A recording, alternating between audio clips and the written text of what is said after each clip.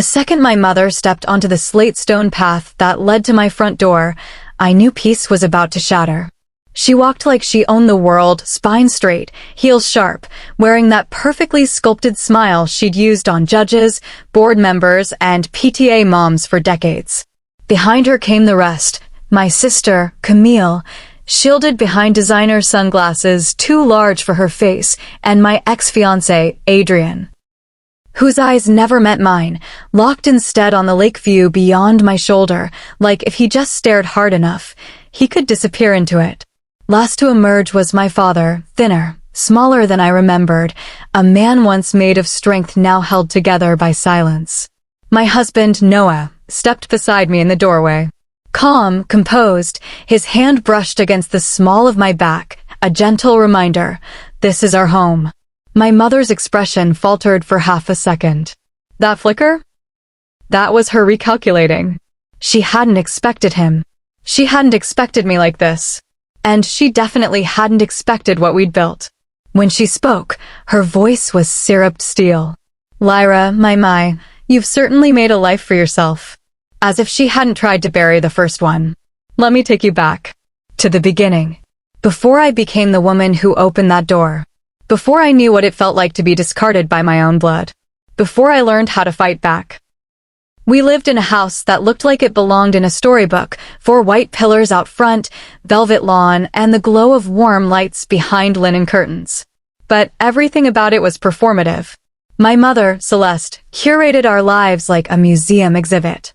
Perfection wasn't optional, it was required. Camille, my older sister, was the prized portrait in the center of the gallery. Effortlessly adored. Admired by teachers, worshipped by relatives. My mother styled her like she was preparing her for royalty. She just has presence, she'd say with a theatrical flourish while brushing Camille's hair. Then she'd glance at me jeans, a book in hand, ponytail tight, and her smile would cool. Lyra's smart, my father would offer weakly. My mother would sigh. Yes, but smart doesn't leave an impression. She was wrong. But I wouldn't realize that until everything fell apart. Programming became my escape. Logic. Order. Truth. If a line of code was broken, it told you. You fixed it, it worked. Unlike home, where nothing worked no matter how hard I tried. Then came Adrien. I met him during junior year, late nights in the robotics lab, scribbled code, vending machine dinners. He had a quiet laugh, a steady energy, and the kind of presence that didn't demand space, but earned it. He noticed the way I color-coded my project boards. The way I paused before answering, like I was calibrating my words. The way I moved through the world carefully, like someone always waiting to be elbowed aside. I was in awe of how naturally he respected me. Introducing him to my family felt like unwrapping a gift in front of critics. My father shook his hand like he meant it. Camille smiled her polite pageant smile. But my mother, oh, her eyes sparked with something else. Not interest in Adrien as a man, but in Adrien as a future. Potential. Control. Optics. It's good you're with someone so stable, she said that night, as if it was a diagnosis. Maybe he'll pull you out of that tech tunnel you live in. She said it sweetly. She meant it as judgment. At first, I shrugged it off. I even ignored how Camille started wearing makeup on Adrien's visit days.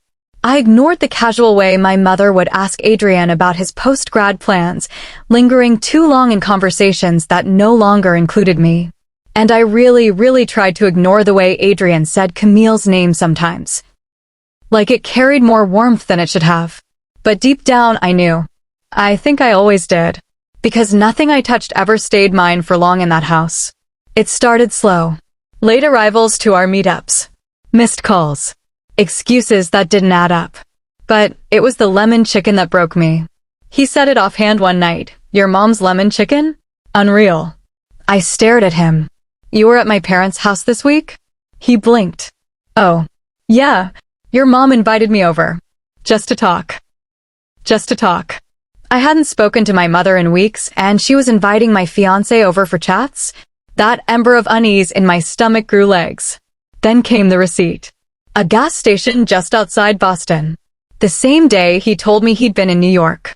The receipt was warm from sunlight, but it felt like ice in my hands. He didn't lie well. Your mom needed help with something, he said, shrugging. You were busy. Busy. My mother's word for unworthy of priority. She said Camille's been going through a rough time, he added. She could use some support. Support. He said it like Camille was a bird with a broken wing. Like I was the predator. That weekend, I told Adrien I was buried in a project. I wasn't. I was driving through the night. I reached my parents' house at 9:03 p.m. Their living room glowed like it always did, perfectly staged. I stepped into the hallway and froze. Laughter. Camille's. Adrien's voice. My mother's soft, low hum of satisfaction. And then I saw it. Camille, her leg brushing Adrien's. My mother, looking at him like a sculptor examining marble.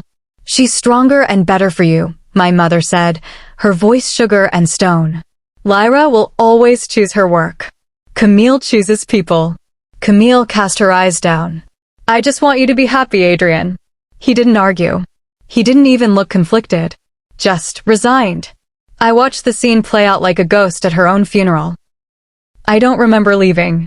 Only the icy steering wheel under my hands and the roar in my ears as I drove. Past Boston. Past reason. Past everything. That night, the Lyra they knew, the quiet, overlooked daughter, vanished. And in her place, something new began to form.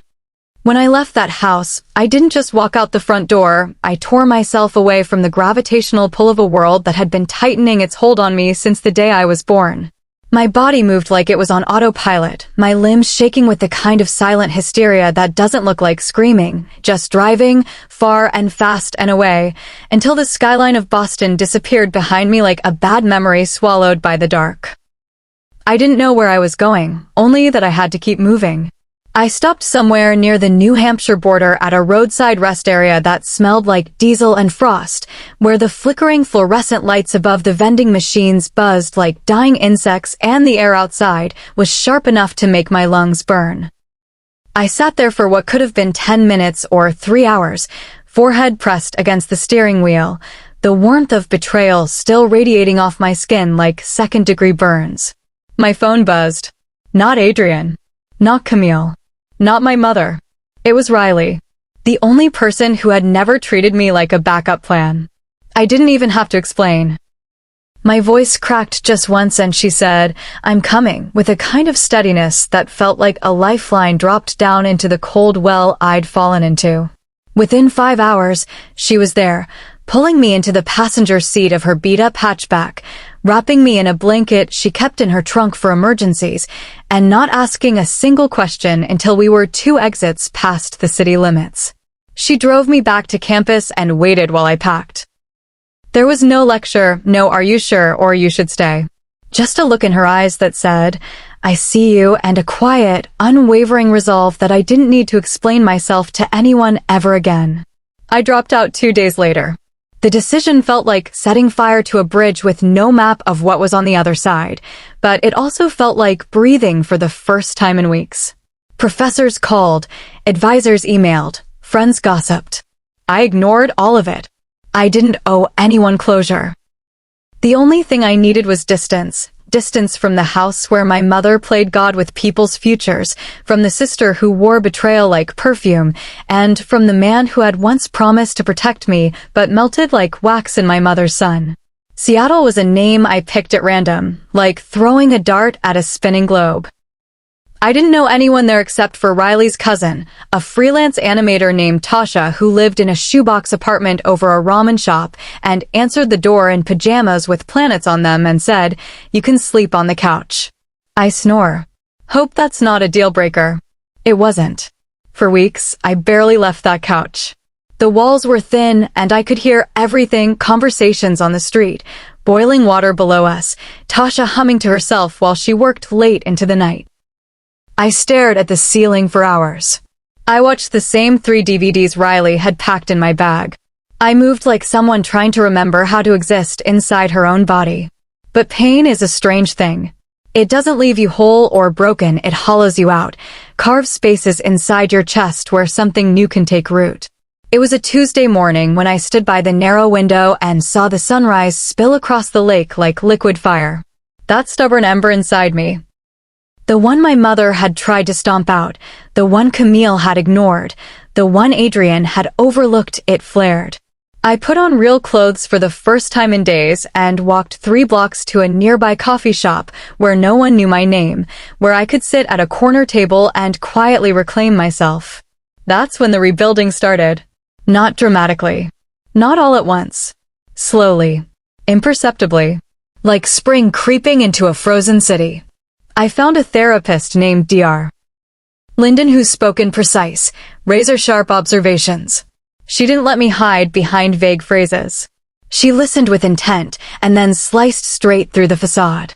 "Your mother didn't replace you," she said once. "She removed the parts of you she couldn't control."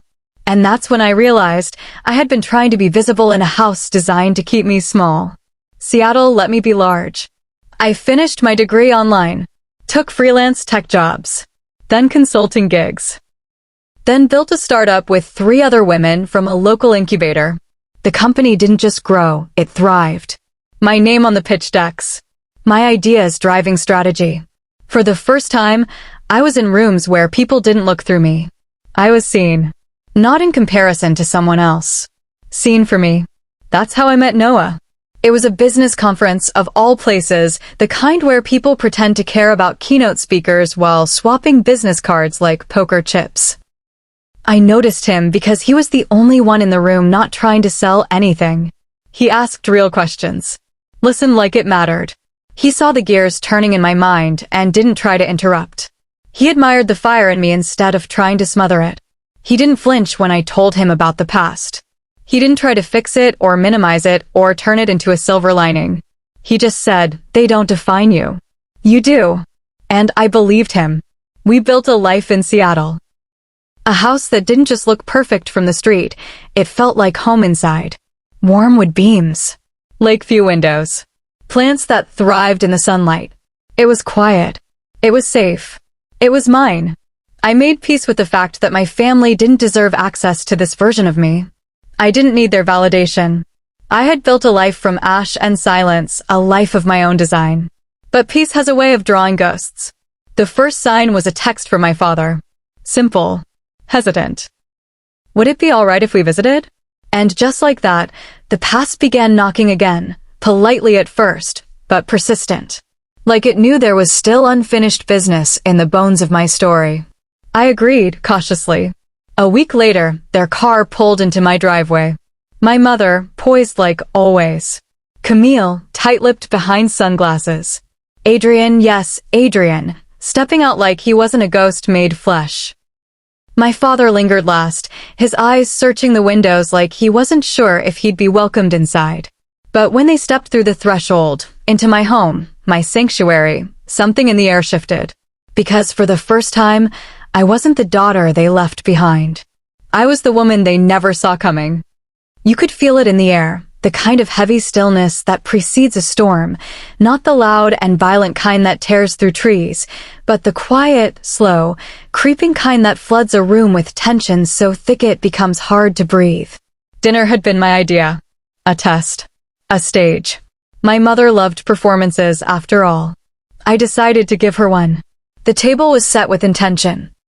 Warm tones, soft lighting, nothing too extravagant, but just enough to make it clear that this wasn't some rented space or temporary apartment. This was my home. My creation. The living, breathing evidence that I had not just survived, I had risen. Camille sat to my left, picking at her napkin, her silence louder than usual. Across from her, my mother surveyed the room like a silent critic at an art gallery. Eyes moving from the exposed beam ceiling to the delicate pendant lights, to the sleek kitchen visible behind us, with its marble backsplash and copper accents that gleamed like restrained fire. Every inch of the house had been built with precision. With purpose. Next to her, Adrien looked like a man unraveling by the second. His fork barely moved. His eyes didn't meet mine. Every time Noah spoke, calm, thoughtful, collected. Adrien visibly shrank, like the sheer contrast between them was something he could feel on his skin. And then there was my father, quiet, too quiet, as if he was waiting for someone to throw the first stone. It came in the form of a question. Noah, without malice, without tension, just curiosity, when was the last time all of you were in the same room together? The silence that followed had teeth. My mother smiled, thin, practiced. The engagement party, she said, like the word didn't crack through the air like a gunshot. My jaw clenched. Camille flinched. Adrien's glass tipped too far as he drank, water slipping down the side of his hand. Noah nodded, unfazed. That must have been difficult for Lyra. The temperature dropped a full degree. I felt it in my bones. My mother's smile thinned further. Lyra wasn't emotionally prepared for that season of life, she said. That season. Like betrayal was a climate you just had to weather. I opened my mouth, but Camille beat me to it. Mom, she said, softly at first, but her voice carried the weight of something long suppressed. Stop. Celeste turned her head like a blade. Excuse me. Camille's hand shook as she set her glass down. We're not doing this. Not here. Not in her home. My mother's voice dropped. Camille. No, she said, louder this time, her voice sharper, cutting across the room. You need to hear this. And just like that, the illusion shattered. Camille turned to me, not as the golden child, not as the accomplice, not as the mirror image of my mother's ideal, but as something else. Something real. Her voice trembled, but the words landed like punches. She didn't just talk to Adrien, she said. She called him. Over and over. She told him you weren't serious. That you were too focused on your career. That you were talking to someone else. My pulse roared in my ears. I never. I know, Camille said quickly. You didn't. But I believed her. Because I always believed her. Adrien's face was red now, his eyes glassy, his shoulders curled inward like a man shrinking under the weight of his own guilt. My mother's lips were pressed into a thin line, fury and fear warring behind her eyes. Mom even. She drafted messages, Camille said, her voice cracking. Fake texts. She had me send them. Messages from your account. To make Adrien think you were cheating. I blinked, stunned. You sent them. Tears welled in her eyes. She told me you'd be fine. That you didn't really love him. That I needed him more. That I was built for a life with someone like him, and you'd be too busy chasing tech dreams to notice. I couldn't breathe. It wasn't just betrayal. It was sabotage, meticulous and planned, executed like a military strike on everything I had tried to build. Noah reached for my hand under the table. His grip was steady. Warm. Real. I turned to Adrien. You believed it. He looked up, ashamed. I wanted to believe it, he said quietly, because it made it easier to justify what I was doing. But I knew. Deep down, I knew. I just didn't want to admit I let someone else think for me. My father set his glass down, hand trembling. Celeste, he said, his voice hollow. Is this true? My mother exhaled sharply. I protected my daughters. I did what any mother would do. No, I said, my voice like steel wrapped in velvet. You did what served your image. You turned love into leverage. You taught Camille to manipulate and Adrien to doubt. And you tried to erase me, not because I was unworthy, but because I didn't need your approval to define me. Camille was crying openly now, mascara streaked down her face. I'm sorry, she said. I wish I could take it back. But my mother, she didn't cry. She sat frozen, jaw tight, her carefully managed empire collapsing one truth at a time. There was more.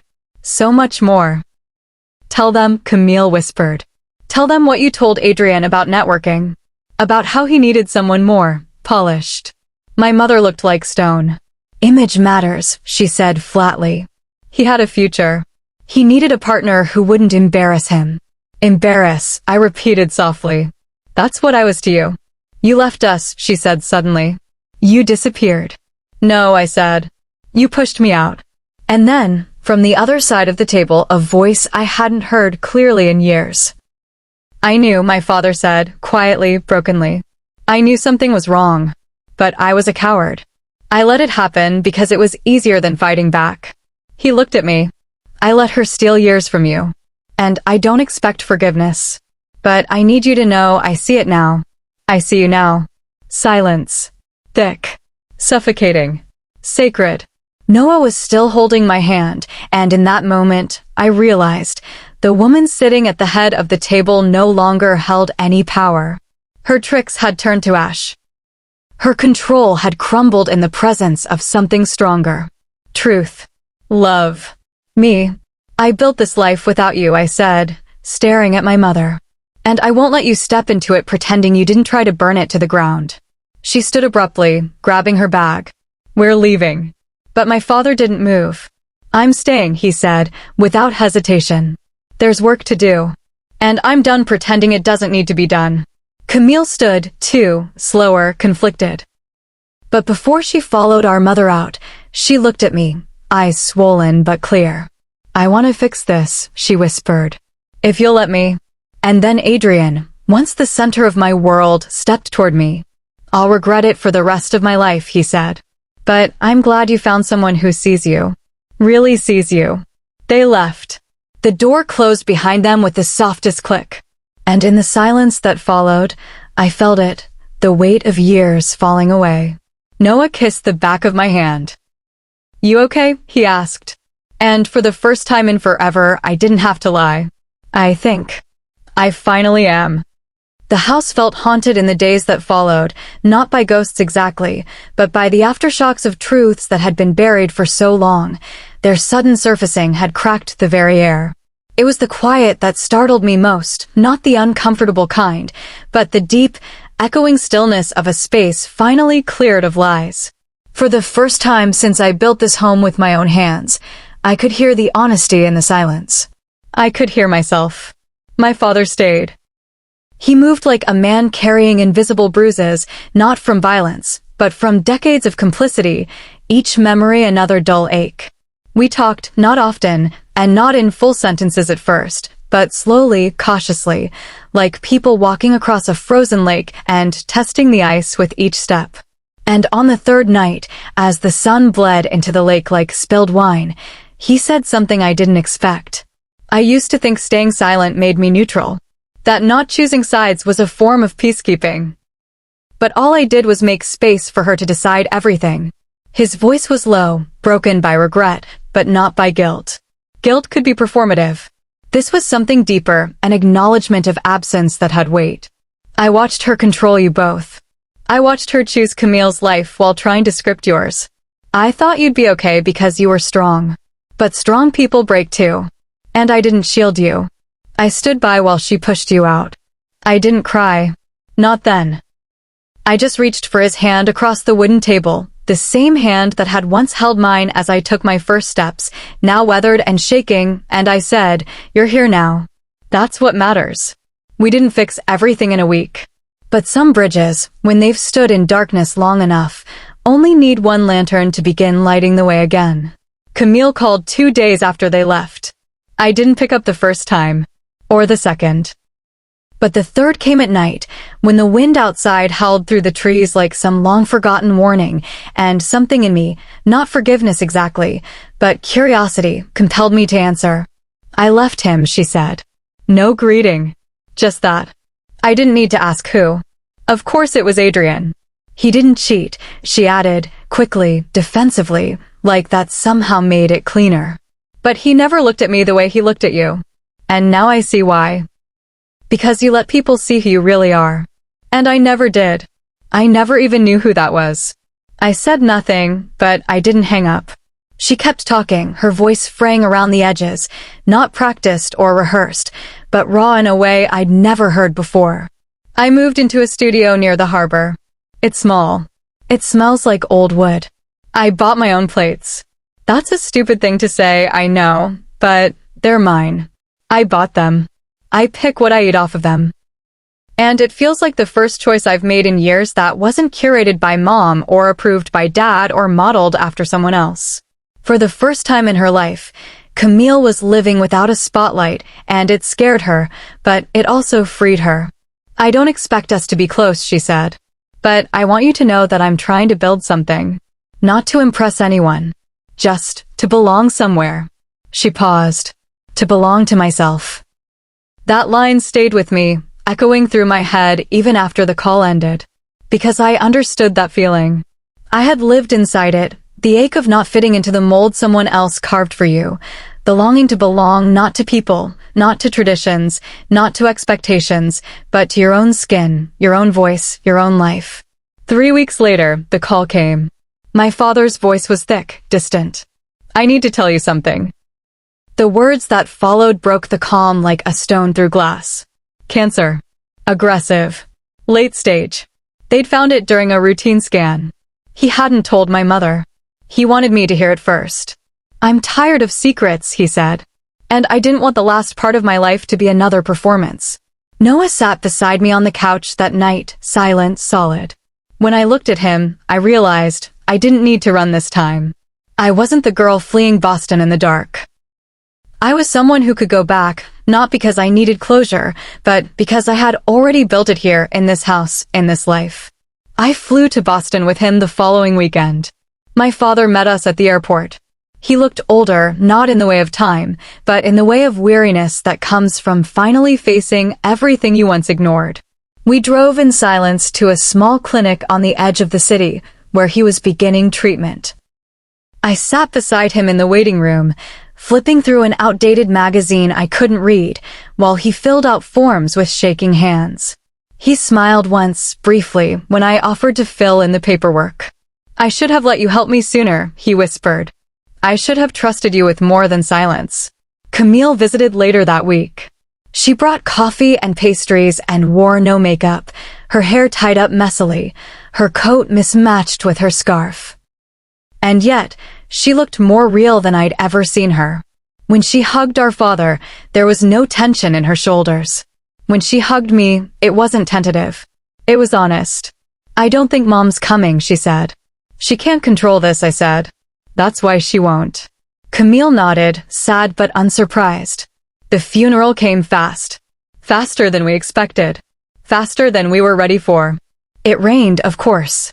A cold, steady drizzle that soaked into everything: coats, skin, bone. We stood at the cemetery in silence, surrounded by strangers in black and the scent of wet earth and lilies. Camille and I stood shoulder to shoulder. We didn't hold hands. But our elbows touched, and in that small contact was something truer than any apology. My mother arrived late, wearing black silk and pearls, expression carved from stone. She didn't cry. She didn't speak. She stood on the edge of the gathering like a guest who had arrived at a party thrown in her honor, but wasn't allowed inside. When it ended, I didn't approach her. I didn't have to, because she no longer lived in the part of my world that required interaction. She was a ghost now, observed but not engaged, acknowledged but no longer obeyed. Camille and I went back to the house we grew up in that afternoon, not to stay, but to clean out our father's office. It was strange, being inside those walls again, walking familiar halls that no longer held power. We found old photo albums, handwritten letters, blueprints of projects he'd never finished. We packed what mattered into boxes and left the rest. Before we locked the door, Camille stood in the foyer and looked around like she was seeing it for the first time, not as a daughter, but as a woman finally free. I don't think I was ever really happy here, she said. I don't think we were supposed to be, I replied. Back in Seattle, the house welcomed me like a warm breath. The windows were glowing. The air smelled like cinnamon and cedar. Noah was waiting with tea and quiet eyes that didn't press for stories. Just presence. I unpacked the box I brought from Boston, a few letters, a small photo of my dad holding me on his shoulders, and a key. His house key. The one he left on the nightstand before we buried him. He didn't leave me property. He left me something better. The choice to open the door again or never go back. And that choice was mine. There's something strange about grief when it comes wrapped in relief. A guiltless, strange kind of freedom that lets you finally exhale after years of holding your breath. My father's absence carved a quiet space in me, but it wasn't empty. It was reflective, echoing with memories of the man he could have been and the man he tried to become in the end. He didn't leave me with answers, but he left me with permission to continue without apology, without waiting for anyone to catch up. And I took it. A month after the funeral, I sat alone in my study, light spilling across the desk like warm honey. The windows were cracked open just enough for the autumn wind to move through the curtains, carrying the smell of leaves and lake water and the faint, smoky scent of wood from a neighbor's fire. Noah was downstairs, somewhere between cooking and humming along to a playlist I'd made for him years ago, one he still played when he thought I needed comfort without questions. I had the key, my father's final offering, in my hand. Cold. Solid. And I made a choice. I didn't go back to the house. Instead, I mailed it to Camille. No note. No explanation. Just the key, wrapped in cloth, sealed in an envelope with her name on it. Because she was still in Boston, still rebuilding, still excavating her identity from beneath years of curated obedience. That house, for all its shadows and staged warmth, still held parts of her story that she needed to reclaim or rewrite. It wasn't mine anymore. It had never truly been. I wasn't going back to edit old chapters. I was ready to start a new book. Camille called me that night. No pleasantries. No false gratitude. Just silence for a moment and then, "Thank you for trusting me with it." I said only this, "Write your version." Not hers.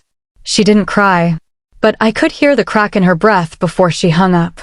A week later, she sent me a picture, the front porch, stripped bare. The potted orchids were gone. The American flag gone. The glossy "Wellness begins at home" plaque our mother had once proudly nailed above the mailbox, gone. In its place was a chalkboard sign that read simply, "Rewriting in progress. Do not disturb." 3 months passed. Then 4. Then the email came, not from Camille, not from anyone I recognized, but from a journalist. Her name was Mina, and her message was direct, professional, but laced with curiosity. "Hi Lyra. Your sister Camille shared part of your story with me. With your permission, I'd love to learn more. I'm writing a piece on emotional inheritance, family systems, and the invisible wounds of control. You don't need to say yes. But your voice could help a lot of women who are still in that house, metaphorically or literally, waiting for permission to leave. Warmly, Mina H." I stared at the email for a long time. I thought about the girl I used to be. Hunched over textbooks while her mother served Camille's achievements on silver platters. I thought about the version of me who had stood frozen in a hallway, listening to her mother pitch her fiancé to her sister like it was a chess move. And I thought about the woman who now owned her voice so fully that even silence felt like a decision, not a trap. So I replied, "Yes, I'll talk. But I'll tell it my way. And I won't protect anyone who never protected me." The article went viral in its first week. I never gave my last name. I never named Adrien or Celeste or even the city. But the story, my story, resonated. Women wrote in from everywhere. Hundreds. Then thousands. Stories of mothers who traded their daughters' futures for family reputation. Of sisters pitted against each other. Of quiet girls forced to smile while their worlds were chosen for them. It wasn't just me. I was part of something larger. A silent chorus of women finally speaking, finally choosing. Noah watched it all unfold with that same quiet pride, that same grounded support. He didn't say, "I told you so." He didn't say, "They'll regret it." He just said, "You didn't burn bridges. You built a new continent." Spring arrived in Seattle like a whisper, soft rain, trees blooming in defiance of everything they'd endured. My company expanded. My circle widened. Riley came to visit, wrapping me in the same hug she'd offered all those years ago when I called her from the rest stop, shattered and stunned and unsure. She looked around the house, now filled with photos and sunlight and things I had chosen, and she grinned. "I knew you'd make it," she said. "I didn't," I admitted. "Not then. You didn't need to. You just needed to leave." Months later, Camille visited. Not as the golden child. Not as the echo of our mother. Just as herself. A woman still healing, still stumbling, still brave enough to show up. We sat on the dock at sunset, our feet dangling over the edge, the lake swallowing the light as the sky turned the color of plum and rose and fire. "I applied for a job at a nonprofit," she said. "Youth development. No glamour. Just real work. I'm terrified. Good, I said. That means it's yours, not Mom's. She looked over at me, something soft and unfamiliar in her eyes. You forgave me. I'm still forgiving you, I said. But I'm not punishing you. There's a difference. And in that space, the distance between pain and peace, we found something like sisterhood. Later that night, I sat beside Noah in the living room while a fire crackled, and he asked me, as he sometimes did when the world got too quiet, "Do you ever think about what would have happened if they hadn't interfered?" And I answered honestly, no. Because there's no alternate timeline I want to live in where I didn't discover this version of myself. Where I didn't learn to speak, to build, to leave, to return stronger. Where I didn't rise from ashes they left behind and shape something beautiful from the wreckage. So here's what I know now. Sometimes the people who raise you are architects of your silence. Sometimes love comes with contracts you never agreed to. And sometimes, the most powerful thing you can do is simply walk away. Not in anger, but in clarity. Not to destroy them, but to find you.